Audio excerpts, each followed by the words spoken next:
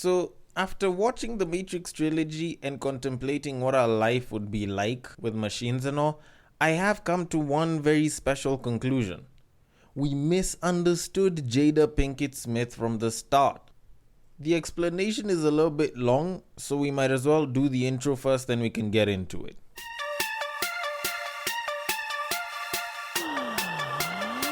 Get ready for the battle of the sexes.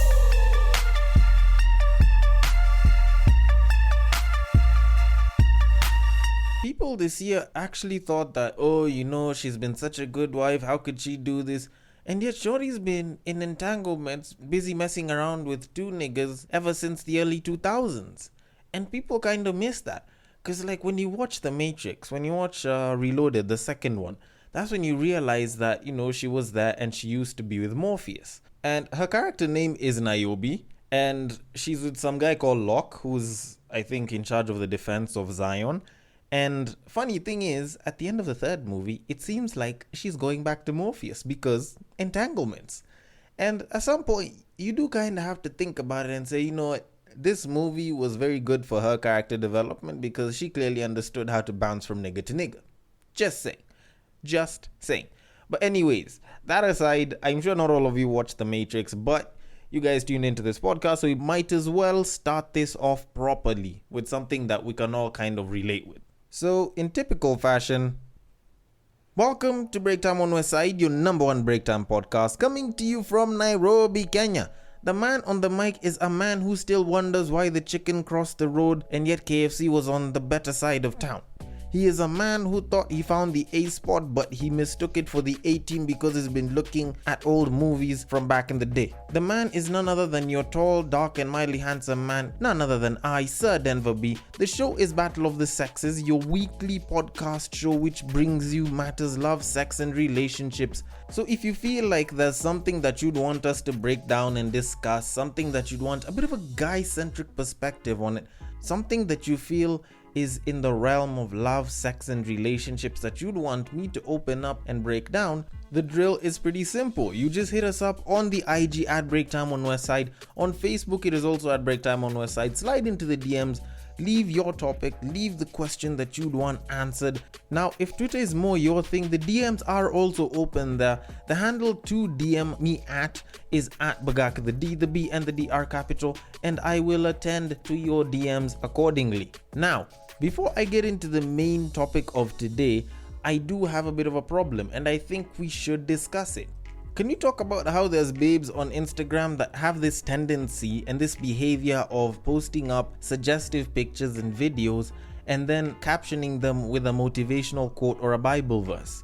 Because I find it quite off-putting when you're busy scrolling through and you're looking at a fine piece of ass, you're looking at a nice set of cleavage, you're looking at someone that's posed in a very suggestive way, trying to make sure they show off the best of their body parts, and then they follow it up with a motivational quote. Like, it seems very mismatched and it just doesn't make sense to me, because when I'm busy looking at you trying to show me that you have booty or that you have tits, especially for those of y'all that like to try and make something that isn't there pop out, I don't see why it is that a statement like the pessimist sees difficulty in every opportunity makes sense, because I don't know what's pessimistic about booty, because I don't see any pessimism there, and I don't see any difficulty in it. Maybe you talk about the difficulty that you had in posing for that picture.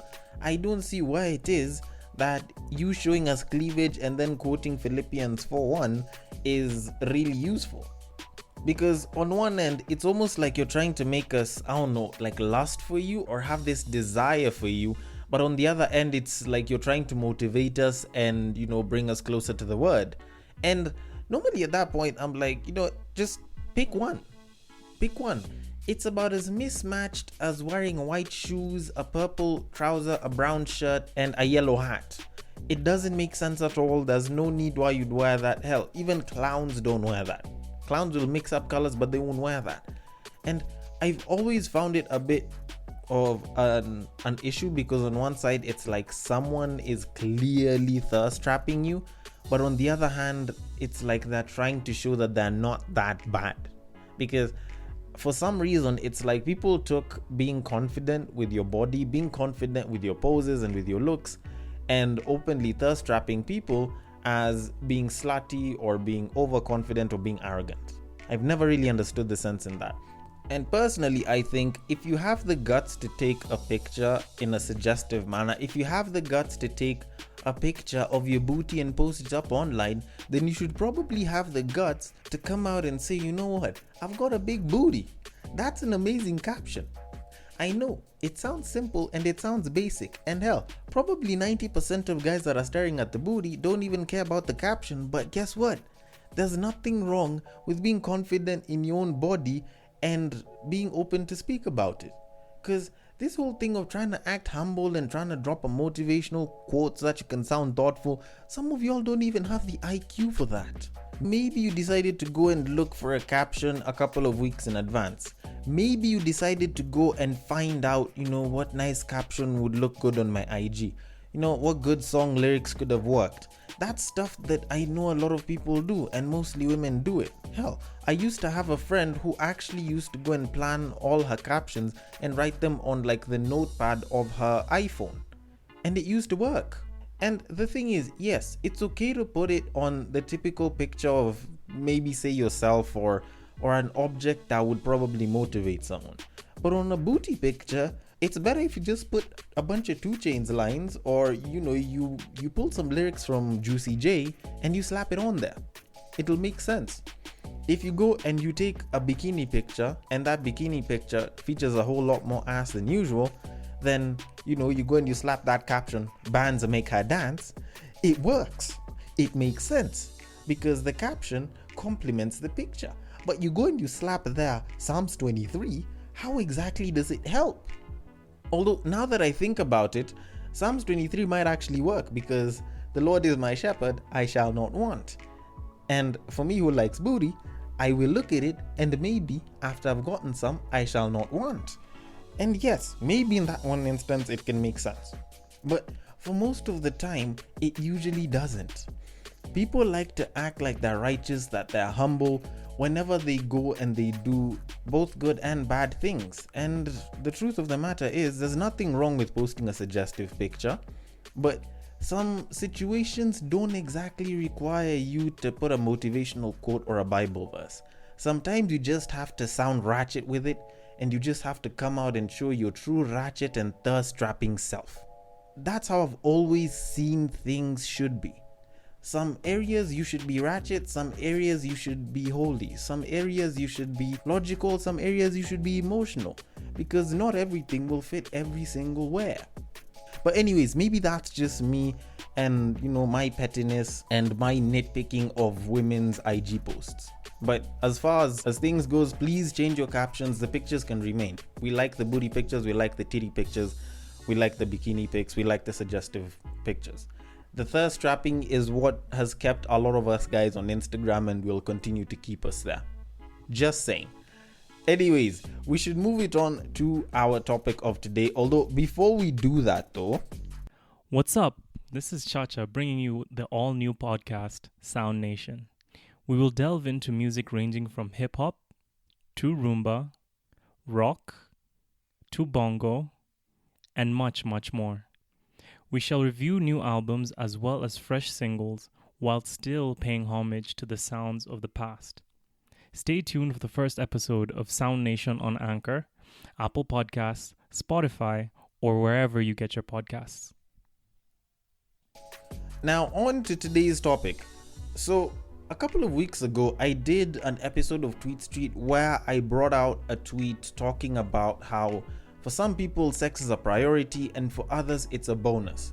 And when I was busy posting it up on socials, I kind of got engaged by a good friend of mine called Naomi. Mad shout out to you, Naomi, because this episode is actually based on a conversation we had.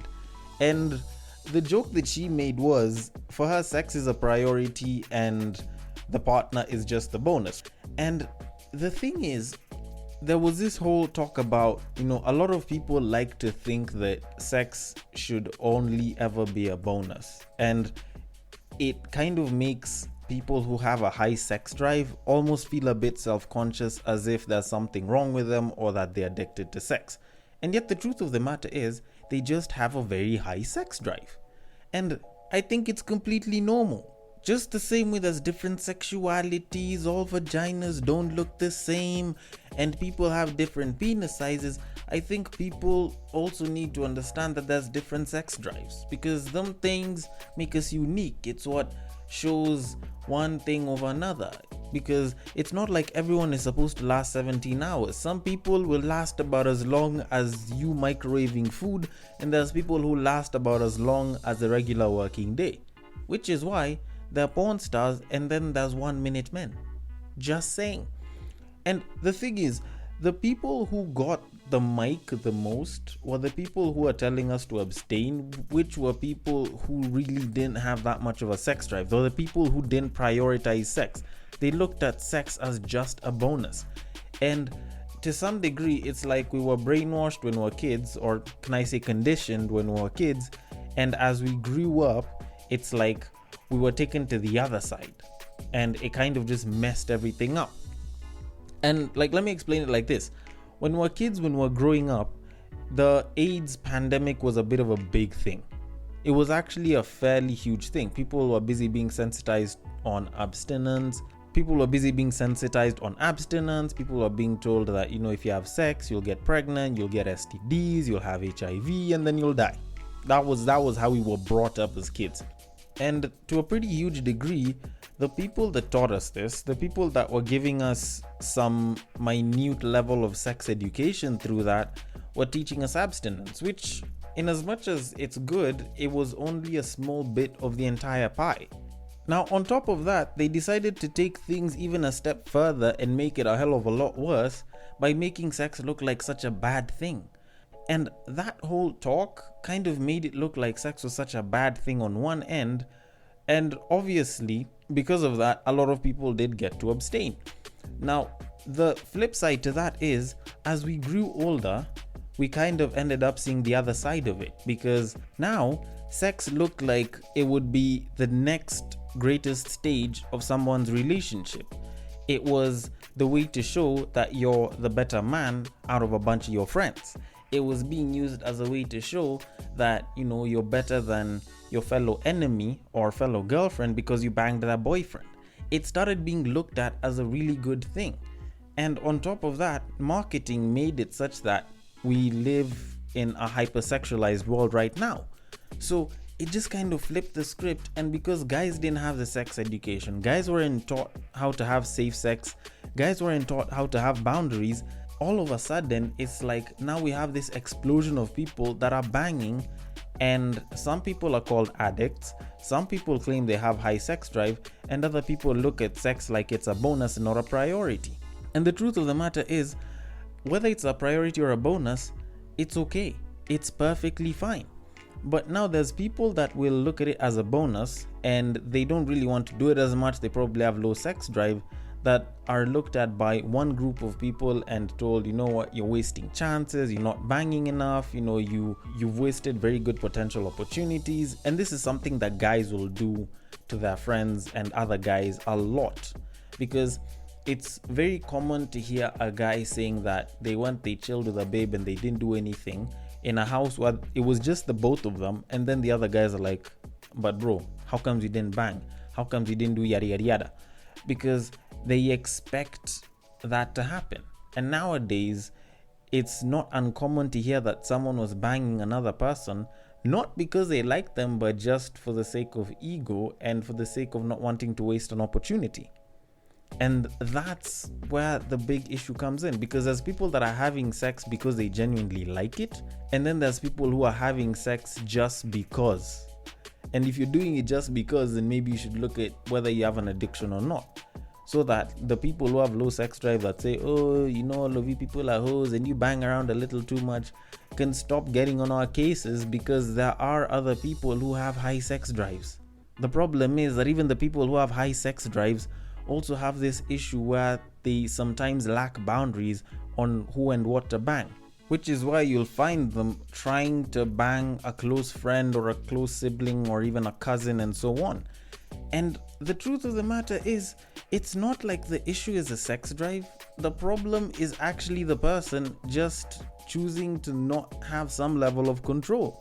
Because if, take for example, you're a guy, it's not like you're supposed to bang all of your female friends. Like, there's some people that you just need to not do it. Yes, I know sometimes you get thirsty, and yes, I know sometimes they look really good and they're very bangable, but it's not like you're supposed to bang all of your female friends. And that leads me to the main question of today, which is, can two friends bang and still remain friends? Because it's a bit of a contentious issue. And yes, I know friends with benefits exist and they're two friends, blah blah blah, but we're not talking about friends with benefits here. We're talking about that close friend that you know that you can go and confide in.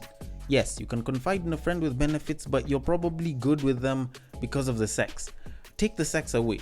This isn't a friend with benefits. This is someone that you want to do it one time or maybe two times with. Or maybe you wouldn't mind doing it once or twice, but in a very casual nature. Not that it's official that you guys will just be banging as friends, but it's a friendship that started as a good friendship, and then y'all are looking at each other like, you know, we might do a thing or two here and there.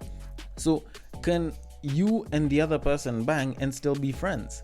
And honestly, I think it depends, because it depends on the degree of the friendship and it depends on the individuals that are involved. Because you think about it, a lot of people think about friendships in a very, I'd say, either 1D or 2D kind of way, and yet there's friendships of like different levels. There's the super close friends, your besties and so on, and then there's people that you know, that you meet with, that you interact with, that you talk to at least once or twice or three times a week, and then there's the people that you don't talk to for like months.